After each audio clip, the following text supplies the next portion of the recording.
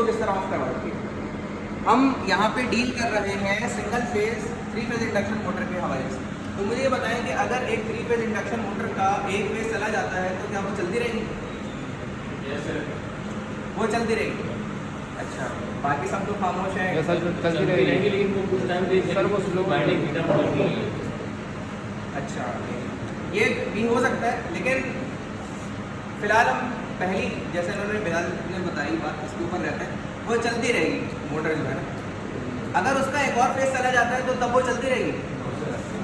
वो फिर नहीं चलेगी क्योंकि वो फेज डिफरेंस नहीं रहेगा, एक और फेज चला जाएगा। अच्छा, अब ये दो कंडीशन के बाद तीसरी कंडीशन डिस्कस करते हैं। अगर आपका तीसरा फेज चला जाए फिर तो वो नहीं चलेगी, दूसरे के बाद ही नहीं चलेगी, एक और चला जाए तब भी नहीं चलेगी। ये कंडीशन डिस्कस नहीं हो रही फिलहाल।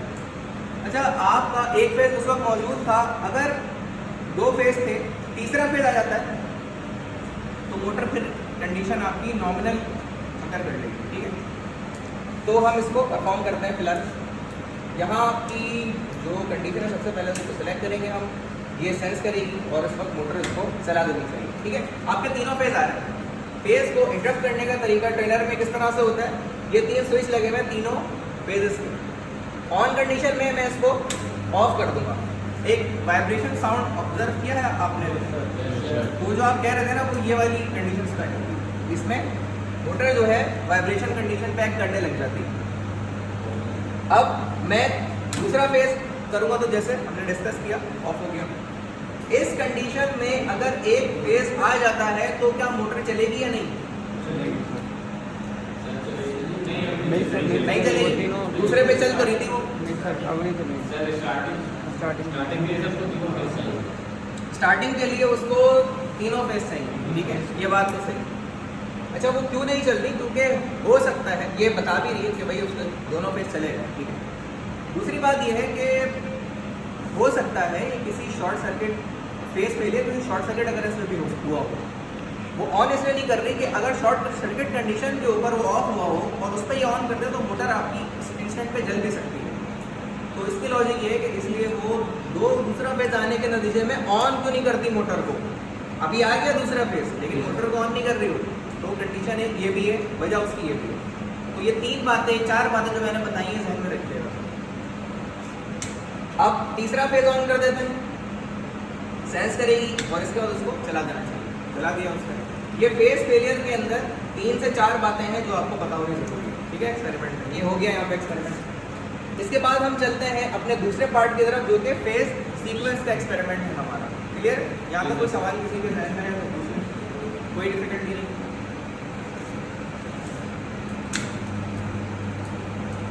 अच्छा, दरमियान में अगर इस एस्पेक्ट को रख दें, इसके भी 102 है और इसका भी 102 है। मैं फिलहाल इस पर बात नहीं कर रहा हूँ। फेज फेलियर अगर मैं 2 पे रखता हूँ तो वो डील करेगा, अगर 0 पे रख देता हूँ तो फेज फेलियर भी नहीं है और फेज सीक्वेंस भी नहीं है। दोनों में से कोई सिलेक्ट नहीं है, कंडीशन का नाम ये है। अब मैं इसमें से फेज सीक्वेंस को सिलेक्ट कर लेता हूँ। फेज सीक्वेंस को सिलेक्ट करने का मतलब क्या है कि ये एक्सपेरिमेंट हमें ये बताता है कि इंटेंशनल लेवल के ऊपर अगर फेज इनकरेक्ट हो जाए तो ये सिस्टम उसे करेक्ट कर सकता है, और नॉन इंटेंशनल लेवल के ऊपर अगर फेज सीक्वेंस इनकरेक्ट हो जाए तो ये उसको भी करेक्ट कर सकता है। इन दोनों का मतलब क्लियर है सब लोग? अगर फेज सीक्वेंस आपने खुद तब्दील किया है तो ये सिस्टम उसे करेक्ट करके चला देगा। खुद कैसे किया है? ये लेके ये और ये उल्टा हो गया ना, ये मैंने फेज सीक्वेंस पलट दिया है यहाँ पे इसका, तो इसके नतीजे में ये काम नहीं कर रहा। बता रहा है कि 1 2 3 के मुकाबले में 2 3 1 हो गया है आपका। 1 2 3 के मुकाबले में फेज सीक्वेंस 2 3 1 हो गया, और इंडिकेट वो कर भी रहा है कि आपका फेज सीक्वेंस इनकरेक्ट हो गया। तो इसके नतीजे में वो करेगा क्या? आपको फिर वो तब्दीली करनी होगी बाकी यहाँ पे इस तरीके से, और वो चला देगा मोटर को एक डायरेक्शन।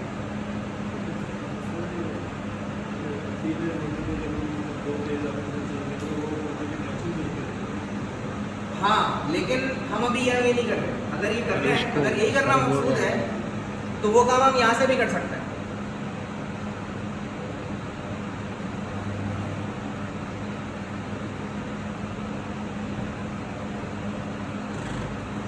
ठीक है, लेकिन हम ये नहीं कर रहे हैं, ठीक है, क्लियर हो गई बात। अब दोबारा एक्सपेरिमेंट का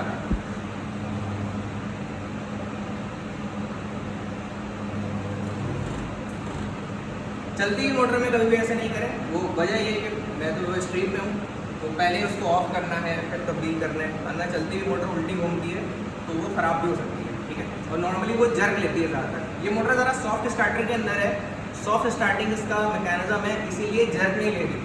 लेकिन वो मोटर जो बहुत हैवी एम्पेयर्स की होती है, वो चलती है और अपनी डायरेक्शन तब्दील करती है तो एक जर्क लेती है बहुत बुरे तरीके का, उस पर मोटर अपनी फाउंडेशन को भी हिला देती है, ठीक है।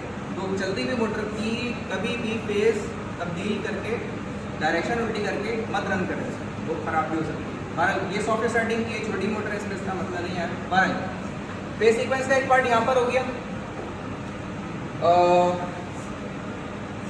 यहाँ पे मैंने तब्दीली कर दी, एक चीज़ बता दी कि फेस सीक्वेंस अगर उल्टा हो जाता है तो फिर उसे करेक्ट करने का तरीका क्या होगा वो बता दिया इसमें। इसको वापस मैं अपने इसकी जगह पे लेके आता हूँ और ये यहाँ पे कनेक्ट कर देता हूँ। अब सीक्वेंसिंग जो है ना, इसे हटाकर मैं यहाँ पे सिलेक्ट करता हूँ,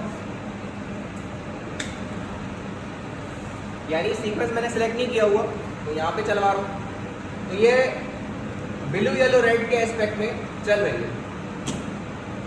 और अगर हम इसको यहाँ पर करवाते हैं तो अभी भी वो उस डायरेक्शन के अंदर ही रन करवा रही है, अगर हमने उसको सिलेक्ट नहीं किया हुआ। लेकिन बहरहाल उसने बता दिया है कि फेस सीक्वेंस जो है आपका उल्टा हो गया है, फेस सीक्वेंस आपका 1 2 3 के मुकाबले में 3 2 1 हो गया है और वो मोटर को उल्टा चला रहा है। लेकिन अगर इसकी सीक्वेंसिंग में फेस सीक्वेंस सिलेक्ट कर लेता हूँ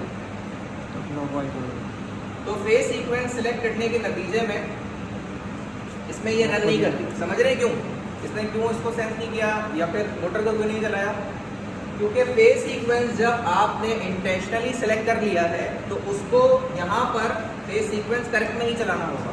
तो इसके दो तरीके हैं, या तो आप इससे सिलेक्ट कर लें और फिर रन कर ले, या फिर दूसरा तरीका ये है कि आप सीक्वेंसिंग यहाँ से तब्दील कर दें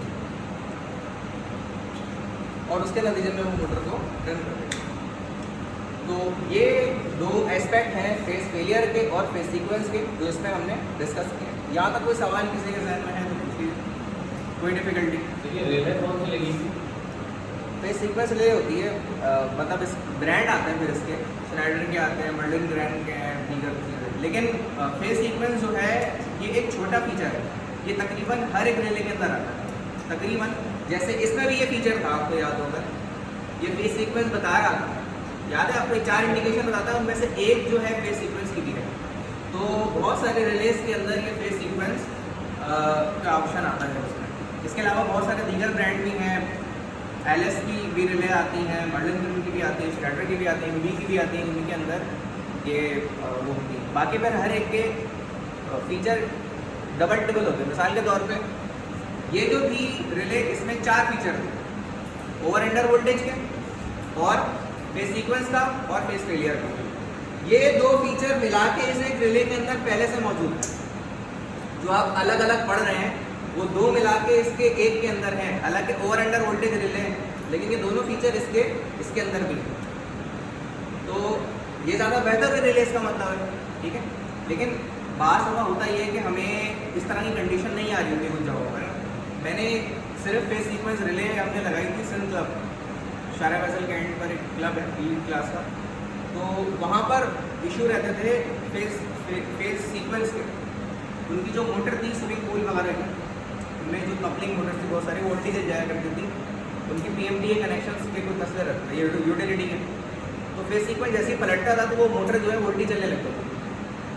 बाज़ मोटर कपलिंग भी होती है, तो फिजिकल कपलिंग अगर लगी हुई होती है और उल्टी को चले तो आपका पूरा वो मैकेनिज्म डैमेज कर देगी। इसको सपोज करें कि 3 फेस की मोटर एक कपलिंग मैकेनिज्म में लगी हुई है बाकायदा, और अगर वो उल्टी चलती है तो वो सब का सब तहस नहस कर देगी, तोड़ देगी सब, उल्टी चल ही नहीं सकती वो। तो इन डायरेक्शंस को इंटेंशन लेवल पे अगर डायरेक्शन वाइज आपको करेक्ट चलाना है तो उसके लिए आपने एक पूरा सिस्टम बना दिया जिसका नाम होता है फेस सीक्वेंस डिस्ट्रीब्यूशन बोर्ड। उसके अंदर इस रिले को लगाया जाता है और ये रिले काम करती है। कोई सवाल मजीद किसी के जहन में मुझे है? थोड़ा फेस सीक्वेंस में समझा दें कि आपने जो है ना जब 1 पे किया था वो चल नहीं रही थी, तब जब आपने वो बायस को चेंज किया, फेस को चेंज किया, तब ये चलिए इस कंडीशन वो थोड़ा सा। अच्छा, मैंने 0 पे किया तो ये चल नहीं रही थी। नहीं सर, ये नीचे वाला जो है ना नीचे सर, वो वाला? फेस सीक्वेंस पे था और ये पहले जो ना, हाँ सर, ये वो फेस पहले सही थे, तो ये जब आपने 1 पे किया था तो ये मोटर मैं पहले सही कर दूँ इसको? जी सर। मैंने इसको सही कर दिया। अब ये अब इस कंडीशन में सर ये चल नहीं रही है, तो सर तो जब आपने वहाँ पे फेस चेंज किया तो सर ये वर्किंग पे आ गई। सर ये ऐसे क्यों हुआ है सर?